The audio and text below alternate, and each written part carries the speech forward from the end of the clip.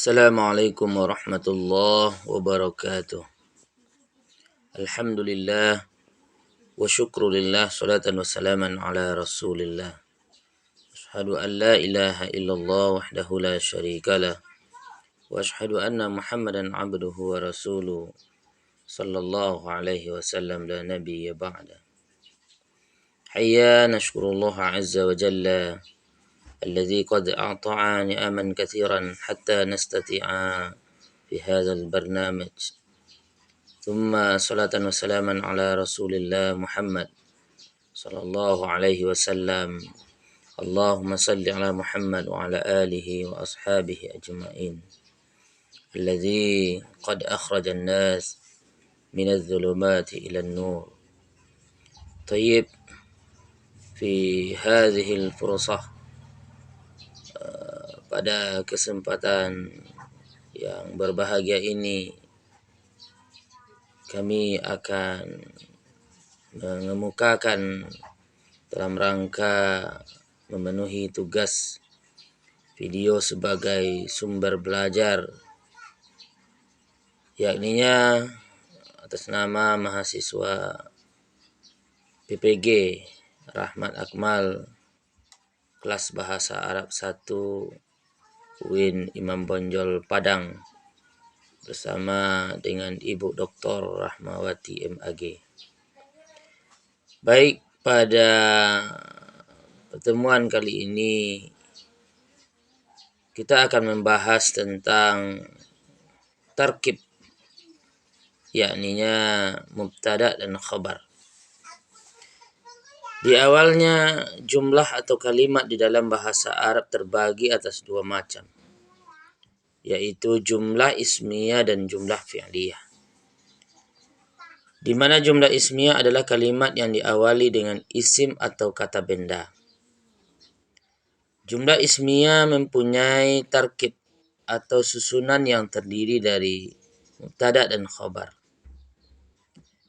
Di mana mubtada adalah kata benda atau isim yang berada di awal kalimat dan berkedudukan sebagai subjek. Mubtada memiliki kaidah-kaidah. Di antaranya adalah: pertama, setiap mubtada harus marfu', jadi dilambangkan dengan dhammah, alif, dan waw. Yang kedua, umumnya mubtada berada di awal kalimat, tapi pada waktu tertentu bisa tidak demikian.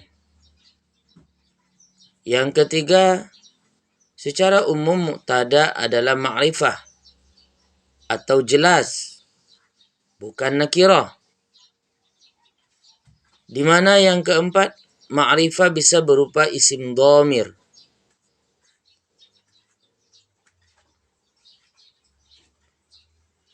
Selanjutnya, jenis-jenis dari mubtada ada dua macam.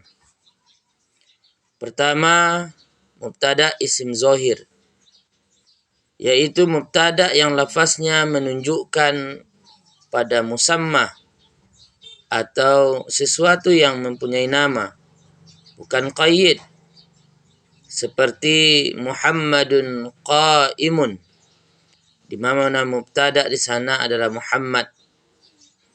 Artinya adalah Muhammad telah berdiri. Atau contoh yang kedua, Ahmad jalasa. Ahmad adalah mubtada atau isim yang artinya adalah Ahmad telah duduk. Kemudian jenis mubtada yang kedua adalah mubtada isim dhamir, yaitu mubtada yang terdiri dari dhamir munfasir atau kata yang terpisah, yang terdiri dari 14 macam, yaitu huwa, huma, hum, hiya, huma, hunna, anta, antuma, antum, anti, antuma, antunna, ana, nahnu. Salah satu contoh yang kita ambil adalah Isim dhamir ana. Ana talib. Di mana dhamir di sana adalah ana. Saya seorang siswa. Ini digolongkan untuk laki-laki. Kemudian yang kedua, hiya talibah. Dia seorang siswi. Ini untuk perempuan. Dan lain-lain. Kemudian yang kedua, khobar. Khobar adalah isim yang menerangkan mubtada tersebut sehingga makna menjadi sempurna atau disebut dengan predikat. Khobar juga terbagi menjadi dua macam, yaitu pertama kata isim, yaitu isimnya berupa isim mufrad, isim musanna, atau isim jamak. Yang kedua, kalimat atau jumlah mufidah dan semi kalimat atau yang disebut dengan syibhul jumlah. Kemudian jenis khobar terbagi atas dua macam. Yang pertama khobar mufrad, yaitu khobar yang tidak berupa jumlah atau disebut dengan syibhul jumlah. Seperti Muhammadun hasanan. Muhammadun hasanun. Muhammad itu baik. Atau yang kedua, Muhammadun qaimun fil fasli. Muhammad itu telah berdiri di depan kelas. Yang kedua, khabar ghairu mufrad, yaitu khabar yang bukan dari mufrad. Macam-macam khabar ghairu mufrad ini, pertama zaraf, yang kedua jar, yang ketiga majrur, yang keempat jumlah fi'liyah dan jumlah ismiyah.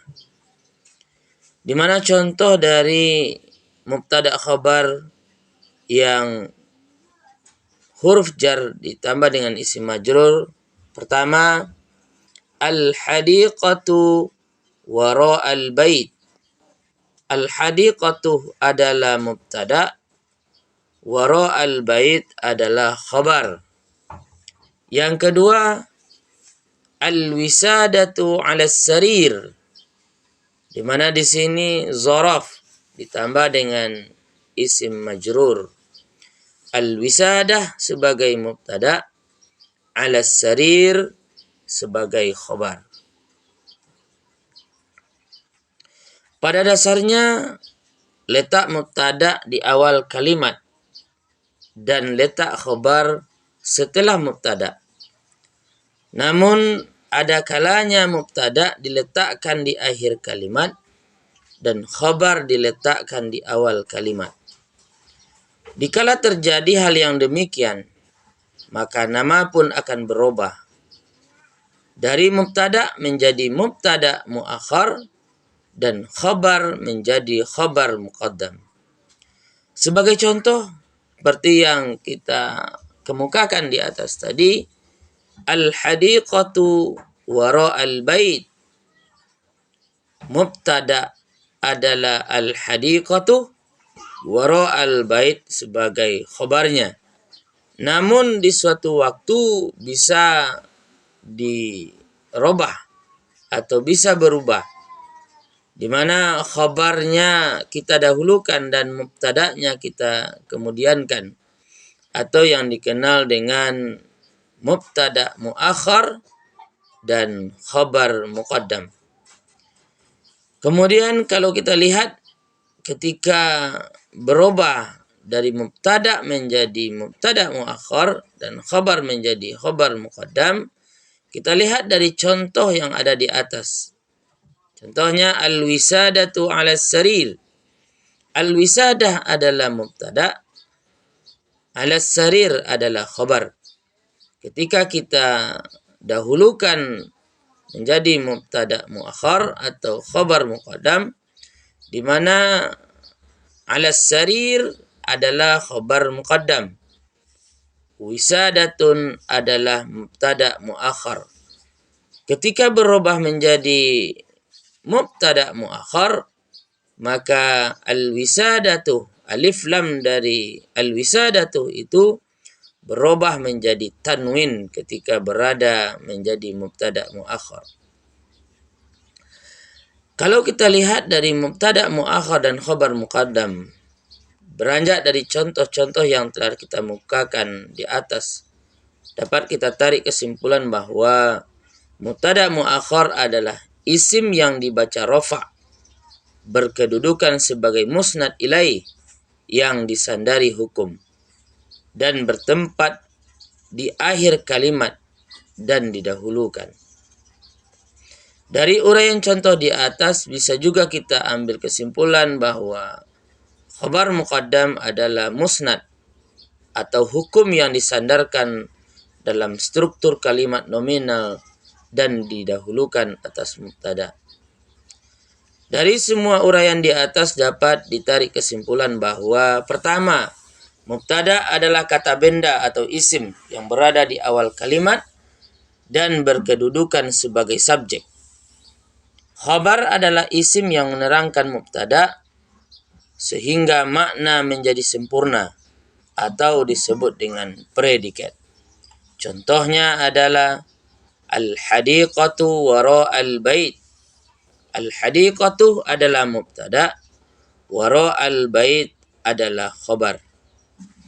Mubtada muakhar adalah isim yang dibaca rofa berkedudukan sebagai musnad ilaih, disandari hukum, dan bertempat di akhir kalimat dan didahulukan. Khabar muqaddam adalah musnad atau hukum yang disandarkan dalam struktur kalimat nominal dan didahulukan atas mubtada.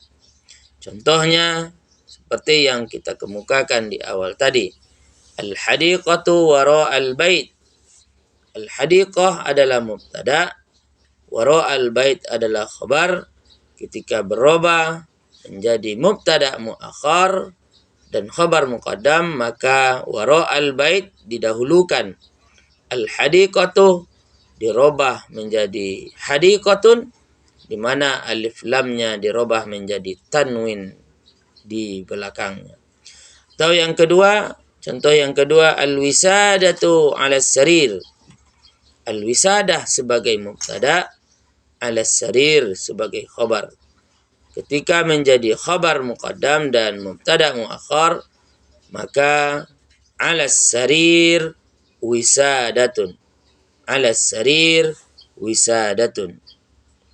Demikianlah penjelasan singkat tentang mubtada dan khabar serta mubtada muakhar dan khabar muqaddam. Semoga bermanfaat bagi kita semua. Syukran katsiran ala ihtimamikum. Wassalamualaikum warahmatullahi wabarakatuh.